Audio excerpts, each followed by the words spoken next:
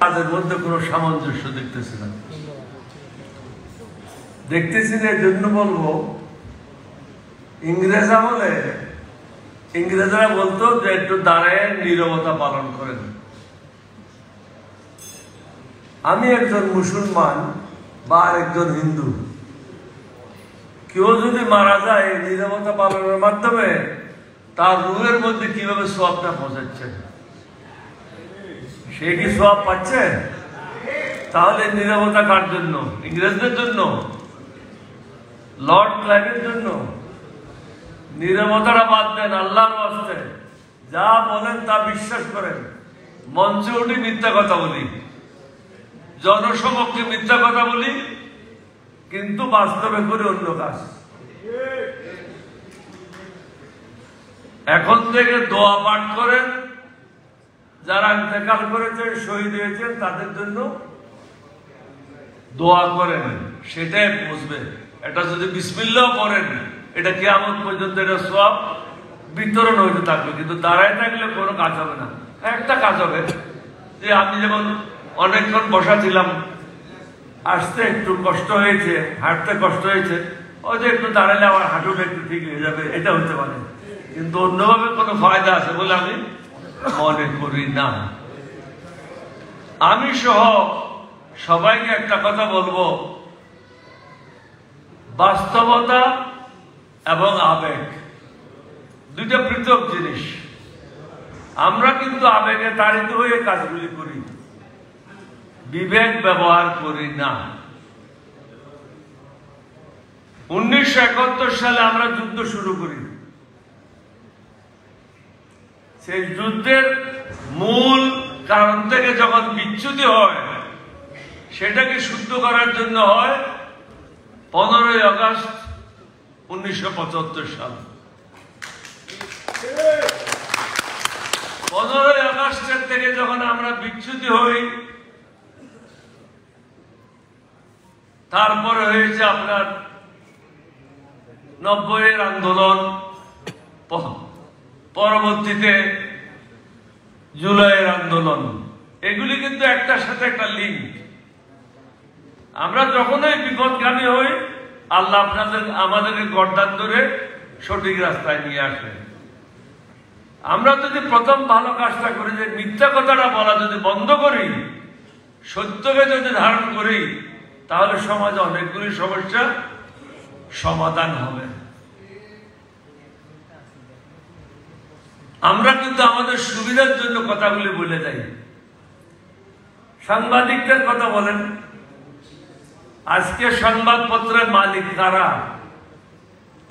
হচ্ছে স্মাগলার অথবা কালো টাকার মালিকেরা। প্রফেশনাল লোকদের হাতে সাংবাদিকতা নাই। এটা প্রফেশনাল লোকদের মধ্যে আসতে হবে। আপনি গরুর থেকে তো মানুষ আশা করেন না, গরুর থেকে তো গরুর বাচ্চা হবে। যে সমস্ত পত্রিকাগুলি ভারত দ্বারা পরিচালিত হয়, তারা তো বাংলাদেশের লোকের কথা বলবে না। আপনাদেরকে এটা বিশ্বাস করতে হবে। প্রথমে 1 নম্বর কাজ হলো জাতীয় ঐক্য না, ভারতের দালালদের মুক্ত করতে হবে বাংলাদেশ থেকে, তাহলে ঐক্য হবে। আমি মন্দিরে যাব, আবার টুপি মাথা দিয়ে মসজিদে এসে বলবো আপনাদের সাথে আছি, এটা তো হবে না। মোদির সাথে দেখা করব, ভারতের মন্ত্রীদের সাথে দেখা করব, তাদের সাথে কথা বলবো, আর বলবো যে না আমি ভালো মুসলমান। নামাজ পড়লে হয়ে যায় মৌলবাদী, আর ডাকেশ্বরী মন্দিরে গেলে হয়ে যায় কি সেকুলারিজম। মুসলমান হলে মুশকিল ভাই। আমরা তো কোনো হিন্দুকে ঘৃণা করি না, কোনো বৌদ্ধকে ঘৃণা করি না, কোনো ধর্মের লোককে ঘৃণা করি না। এটা আল্লাহর নিষেধ। তুমি যার যার পথে সে চলো। আল্লাহ বলে দিয়েছে এদিকে গেলে ঢাকা যেতে পারবা, এদিকে গেলে বরিশাল যেতে পারবা। এখন তুমি যেদিকে যাও যাও, ছেড়ে দিয়েছি দুনিয়াতে তোমাকে। যখন আমার কাছে ফিরে আসবে তখন গর্দান ধরবো, সঠিক রাস্তায় যাও না কেন। আমরা কিন্তু টাকার পিছনে দৌড়াচ্ছি। আমরা আগে কি ছিলাম, এখন কি আছি, এটা জনগণ জানে, জনগণকে ধোঁকা দেওয়ার কোনো সুযোগ নাই। কিন্তু দুঃখের বিষয় হলো ভোট আসলে মানুষ এসব জিনিসগুলি ভুলে যায়। বিদেশে নির্বাচন হয়, ওই ব্যক্তি কি ধরনের তার উপর নির্ভর করে তাকে ভোট দেওয়া হয়। আর আমাদের দেশে ভোটের পদ্ধতি হলো সিম্বলের উপরে। আমরা যতদিন পর্যন্ত সত্যকে ধারণ করব না, ততদিন পর্যন্ত ইলিয়াস বা কনক সরোয়ার বা পিনাকি ভট্টাচার্য যতই চেঁচামেচি করুক লন্ডন থেকে বা আমেরিকা থেকে, কোনো লাভ হবে না। লাভ হবে যখন আমরা সবাই এক লাইনে আসবো, সেটা হলো ভারতীয় দালাল মুক্ত বাংলাদেশ। এটা হলো আমাদের 1 নম্বর এজেন্ডা। এটার থেকে মুক্ত না হলে কিছু হবে না। আমি আপনাদেরকে একটা উদাহরণ দিচ্ছি। আমি যখন শহীদ রাষ্ট্রপতির সাথে বঙ্গভবনে ছিলাম, সংবাদ পেলাম কিছু কিছু লোক ঘন ঘন ভারতীয় দূতাবাসে যাচ্ছে। তখন ইআই চৌধুরী ছিল ঢাকা এসবির দায়িত্বে প্রধান, উনাকে আমি দেখে নিলাম বঙ্গভবনে। আমি যে আপনি আজকের থেকে 2 জায়গায় পাহারা রাখবেন 24 আওয়ার্স। একটা হলো হাই কমিশনারের বাসার কাছে, আর একটা হলো এমবেসির কাছে। তখন ধানমন্ডি 2 নম্বর রোডে এমবেসির অফিস ছিল। ঘন ঘন যারা যাইত তাদের লিস্ট আমার কাছে আসতো।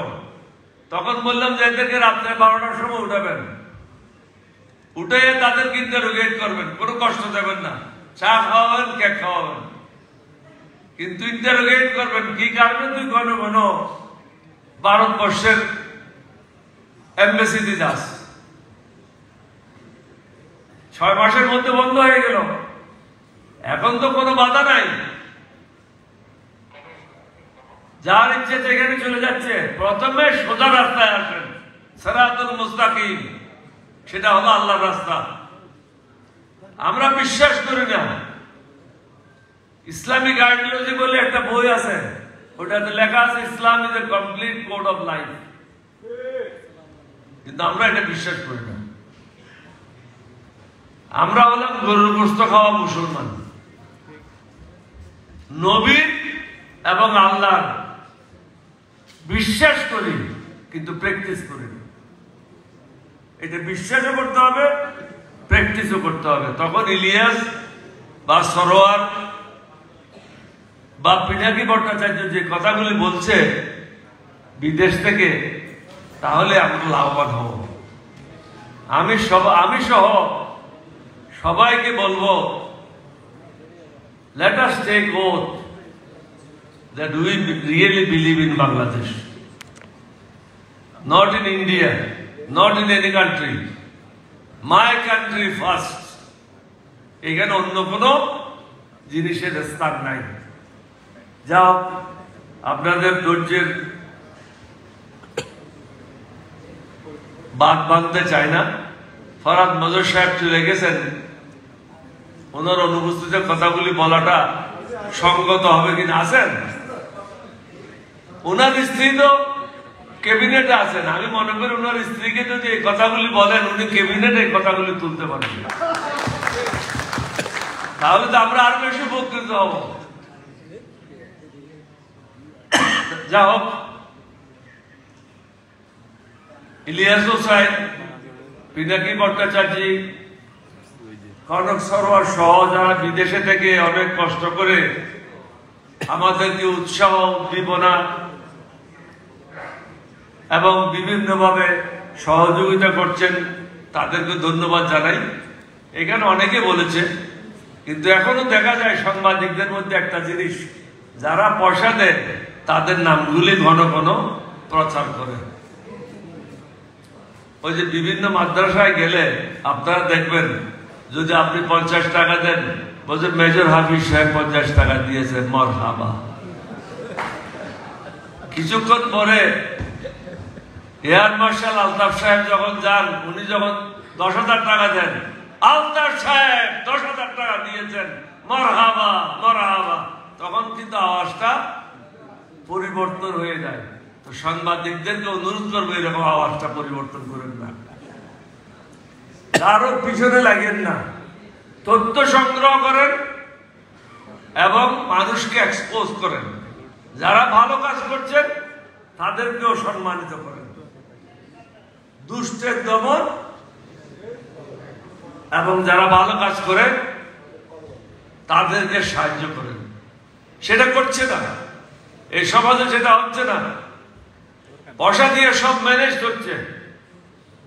আমি সব জায়গায় বলি, বসুন্ধরা কি বলেছিল, এখনো আছি, অতীতেও ছিলাম, মৃত্যুর পরেও থাকবো। তুই কি মৃত্যুর পরেও হাজিরার সাথে দোজখে যাবি?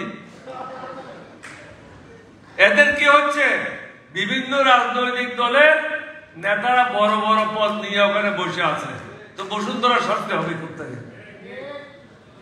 এইরকম ব্যবসায়ীদের কাছ থেকে টাকা নিয়ে আমরা তাদেরকে প্যাট্রোনাইজ করছি,